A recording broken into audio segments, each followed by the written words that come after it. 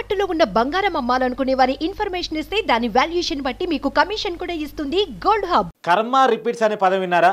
అధికారం శాస్త్రం అనుకున్నాడు, అడ్డదిడ్డంగా మాట్లాడాడు, నోరికి అడ్డు అదుపోలేదు, అమ్మ లెక్కలు మాట్లాడాడు, వ్యక్తిగతాన్ని మాట్లాడాడు, ఇష్టం వచ్చినట్టు మాట్లాడాడు. ఆ మాట అనగానే మీకు ఎవడో గుర్తొచ్చింది కదా, ఆ ఫోటో చూడకుండానే మీరు పేరు చెప్తా నాకు తెలుసు. గుడివాడ నాని, కొడాలి నాని. ఇవాళ కొడాలి నాని ఇంటి మీదకి కొంతమంది టీడీపీ కార్యకర్తలు పోయారు. ఎప్పుడైతే 5 సంవత్సరాల కాలంలో కొడాలి నాని మాటలు కట్టయినన్నారో, చంద్రబాబు నాయుడు కుటుంబాన్ని వ్యక్తిగతంగా తిడితే ఆ రోజు రగిలిపోయిన క్యాడర్ ఎవరితో ఉందో ఇవాళ కొడాలి నాని ఇంటి ముందుకు పోయింది. నువ్వు చెప్పిన మాట కట్టుబడి ఉన్నావా? ఏ మాట చెప్పాడో మీకు చెప్తున్నా వినండి. కొడాలి నాని చెప్పాడు అప్పట్లో, నేను గనక ఓడిపోతే రాజకీయ సన్యాసం తీసుకుంటా అన్నాడు. సరే, ఆ మాట కట్టుబడి ఉన్నావా? మేము వస్తాం మీ ఇంటికంటే అక్కడ పోలీసులు అడ్డుకునే ప్రయత్నం చేశారు. కార్యకర్తలు తమ ఆగ్రహాన్ని చూపించే ప్రయత్నం చేశారు. ఒకసారి చూడండి. కోడిగుడ్లతో కొడాలి నాని ఇంటి ముందు ఆందోళన చేస్తున్న టీడీపీ కార్యకర్తలు చూడండి. కోడిగుడ్లతో ఎలా దాడి చేస్తున్నారో మీరే చూడండి.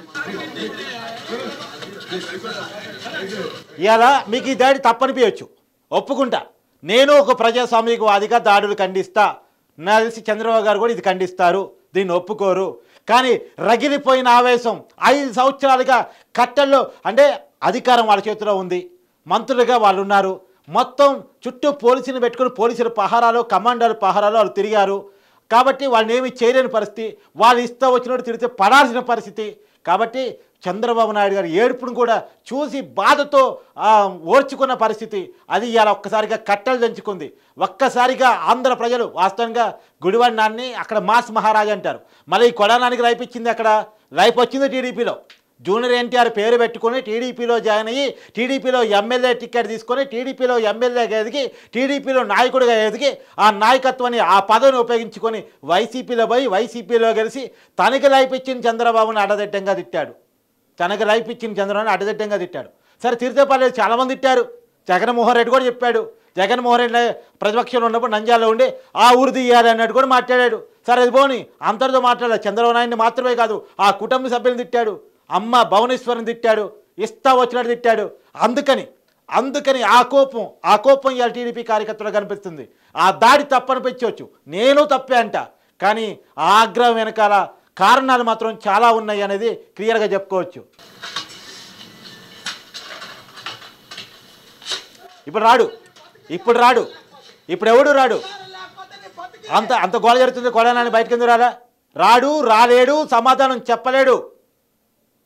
ఎందుకంటే తనకు జన్మనిచ్చినటువంటి పార్టీని, జన్మనిచ్చిన నాయకుడిని, రాజకీయంగా ఎదగడానికి ఉపయోగపడే నాయకుడిని బండబూతులతో తిట్టి, వాస్తవానికి కొడాలి నాని శాఖ ఏంటి? కొడాలి నాని శాఖ మీ అందరికీ తెలుసు. కామెంట్ పెట్టండి కింద. బూతుల శాఖ మంత్రి అవునా కాదా? కొడాలి నాని 5 సంవత్సరాల కాలంలో, తన పదవీ కాలంలో గుడివాడ ఎమ్మెల్యేగా చేసిందేంది, మంత్రిగా చేసిందేంది? ఒక్కసారి మీరు కామెంట్ పెట్టండి. గత 5 సంవత్సరాలు 2019 నుంచి 2024 వరకు కొడాలి నాని గుడివాడ ఎమ్మెల్యేగా గుడివాడలో చేసిందేంది, మంత్రిగా రాష్ట్రాన్ని చేసిందేంది? మీరు కామెంట్ పెట్టండి. ఏముండదు. ఏంటంటే చంద్రబాబు నాయుడు బూతులతో తిట్టడం, పవన్ కళ్యాణ్ బూతులతో తిట్టడం, ఇంకొక నాయకుని బూతులతో తిట్టడం, దీని ఉమాని బూతులతో తిట్టడం, బూతులతో ప్రెస్ మీట్ పెట్టి మాట్లాడటం తప్ప కొడాలి నాని చేసిందేంది? ఇలా అదే ఆవేశం గుడివాడలో మనకు కనపడతా ఉంది. మనం చూస్తూ ఉన్నాం, కొద్దిగా పోలీసులు వారిస్తున్నట్టున్నారు. పోలీసులు వారిస్తున్నారు.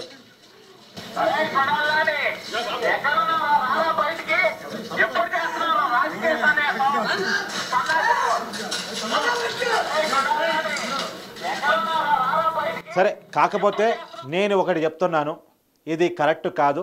గత 5 సంవత్సరాల కాలంలో ఇదే విధానాన్ని కొనసాగించిన వైసీపీకి ప్రజలు పెద్ద ఎత్తున బుద్ధి చెప్పారు. 151 సీటుతో వైసీపీ చేతిలోకి అధికారం పెడితే అప్రజాస్వామికంగా ప్రతిపక్షాల మీద కుట్రపూరితంగా దారుణంగా ప్రవర్తించారనే కారణం చేత ఇలా వైసీపీ కేవలం 11 సీట్లను అప్పచెప్పిన పరిస్థితి మనం చూసాం. ఇదే పరిస్థితి, ఇదే ఘర్షణ వాతావరణం, ఇదే వాతావరణాన్ని మనం క్రియేట్ చేయొద్దు. తేడా వాళ్ళకి, అంటే విషయం ఏంటంటే టీడీపీ నాయకులకు వైసీపీ నాయకులకు, టీడీపీ కార్యకర్తలకు వైసీపీ కార్యకర్తల మధ్య తేడా ఉండాలి. ఒక క్రమశిక్షణతో మెరిగిన పార్టీ, గత కొన్ని దశాబ్దాలుగా ఉన్నటువంటి పార్టీ టీడీపీ. వీరు ఇలా రెచ్చిపోద్దానికి ఒక అర్థం ఉండదు. చంద్రబాబు నాయుడు గారు నాకు తెలిసి ఇలాంటి రాజకీయాలు ఎంకరేజ్ చేయరు అని నేను అనుకుంటున్నాను. ఖచ్చితంగా ఇలాంటి ఘర్షణ పూరిత వాతావరణాలకు ఎవరు క్రియేట్ చేయొద్దు, ఎవరు నాయకుల మీద పోవద్దు. వాళ్ళకి ప్రజాస్వామ్యంలో ప్రజలు బుద్ధి చెప్పారు. ప్రజలు ఎవరికైనా ఓటు రూపంలోనే బుద్ధి చెప్తారు, ఇలాంటి దాడి రూపంలో కాదు. వాళ్ళు ఎవరైతే బూతులు మాట్లాడారో వాళ్ళంతా రియలైజ్ అవుతారని నేను అనుకుంటాను. ఎందుకంటే 2014లోనూ 2019లోనూ వరుసగా గెలవగలిగిన కొడాలి నాని ఇప్పుడు మాత్రం గెలవలేకపోయాడు అంటే అక్కడ మాస్ మహారాజుగా గుడివాళ్ళలో చెప్పుకోగలిగినట్టు కొడాలి నాని వచ్చిన కొత్త అభ్యర్థి మీద ఎన్ఆర్ఐ అతను వచ్చిన కొత్త అభ్యర్థి రాము మీద ఓడిపోయాడంటే కారణం కొడాలి నాని తిట్టిన బూతులు, చేసిన పని విధానం, ఏదో మాట్లాడిన మాట, అతని పద్ధతుల వల్ల మాత్రమే అతను ఓడిపోయాడు. అతనికి రియలైజేషన్ అవుతుంది అని అనుకుందాం. మనం ఒకటే గుర్తుపెట్టుకోండి, మంచి పరిపాలన ద్వారా మంచి విధానాల ద్వారా మాత్రమే బుద్ధి చెప్పగలం. కాబట్టి ఆ విధంగా ప్రవర్తన చేయాలి తప్ప ఎవరు ఆవేశాలకి లోను కావద్దు. అది మంచి పద్ధతి కాదు ప్రజాస్వామ్యంలో. కాదు, దీని వెనకాల ఉన్న కారణాన్ని అర్థం చేసుకోగలం, కానీ ఇది కరెక్ట్ అయిన పద్ధతి కాదు అనేది మాత్రం నేను చెప్పదలుచుకున్నాను. కాదే గుడివాడ నాన్నగారు ఒకటి గుర్తుపెట్టుకోండి, అధికారం శాశ్వతం కాదు. అధికారం ఎప్పుడూ మనతోనే ఉండదు. మనం హుందాగా ఉంటేనే మనకి పదవులు వస్తాయి. ఇప్పుడు మీకు ఉదాహరణ కూడా చెప్పే ప్రయత్నం చేస్తా. ఎవరెవరైతే నోటి దొరతో కగిరిపోయారో వాళ్ళంతా ఓడిపోయారు. నగిరిలో రోజా, సత్తెనపల్లిలో అంబటి రాంబాబు, తర్వాత ఎవరు గుడ్డి మంత్రి కూడా ఓడిపోయారు. నీ మీద గుడ్డేస్తున్నారు కదా ఇప్పుడు. ఆ గుడ్డి మంత్రి కూడా ఐటీ శాఖ మంత్రి గుడివాడ అమర్నాథ్ రెడ్డి గాజువాక నుంచి ఆయన ఓడిపోయాడు. ఎవరెవరైతే ఎగిరెగిరి పడ్డారో, అధికారం ఉంది కదా ఎగిరెగిరి పడ్డారో వాళ్ళందరూ తమ ఎమ్మెల్యే పదవిని కూడా కోల్పోవాల్సిన పరిస్థితి మనం చూస్తూ ఉన్నాం. కాబట్టి గుర్తుపెట్టుకోండి, నోరు మంచిదైతే ఊరు మంచిది అంటారు. అది ఎప్పుడో పెద్దవాళ్ళు చెప్పింది సామెత. అంటే నోరు మంచిగా ఉండాలి అనేటువంటిది కేవలం నోటి ద్వారా కారణంగా మాత్రమే ఇవాళ మీరు గుడివాళ్ళలో విలన్ అయిపోయారు ప్రజలకి. నిన్నటిదాకా ఏ ప్రజలైతే మిమ్మల్ని హీరో అనుకున్నారో, ఏ ప్రజలైతే మా ఎమ్మెల్యే తోపు అనుకున్నారో, ఏ ప్రజలైతే మా ఎమ్మెల్యే పుడింగ్ అనుకున్నారో అదే ప్రజలు కోడిగుడ్డతో మీ ఇంటి మీదకి వచ్చి మీ మీదకి వేసే పరిస్థితి ఉంది. ఒకనాడు మీ ఇంటి పరిసర ప్రాంతాల్లో కూడా రావడానికి భయపడేవాళ్ళు, కానీ ఇవాళ మీ ఇంటి మీదకి వచ్చి కోడిగుడ్లు వేసే ధైర్యం వచ్చిందంటే కారణం మీకు ప్రజలు చెప్పిన బుద్ధే, కేవలం మీ నోటి దోలే. గుర్తుపెట్టుకోండి, సమాజంలో నేను మాత్రమే పుడింగిన అనుకుంటే కుదరదు.